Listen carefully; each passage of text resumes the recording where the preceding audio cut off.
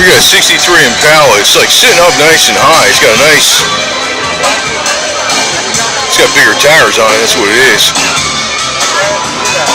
Much bigger tires. These are 14-inch rims normally. They're much oversized. Like Cadillac tires be something. Looks pretty stock in here though.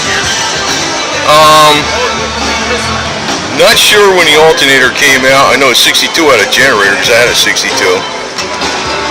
And you got manual steering in it. See that? Manual steering. That's an aftermarket fan. But that's the stock radiator and stuff. What the hell is this? Total hours. That's interesting. Got the headers.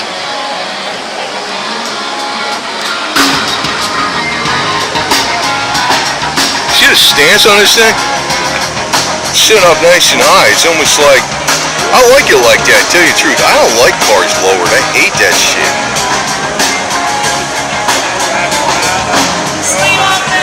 I mean, I don't like them looking like four-wheel drives or nothing, but oh, he's selling it too. It's got a nice, oh, 4-speed.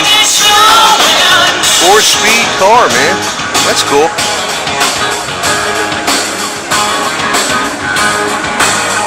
Yeah, it'd be cheaper to buy the car than it is to try to freaking make one like this. That's why I'm never going to put much money in my El Camino, man. Just going to freaking make it so I can drive it anywhere I want.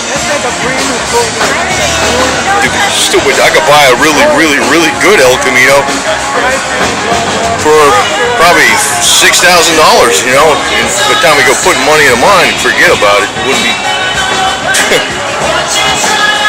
just doing it on a cheap here and there.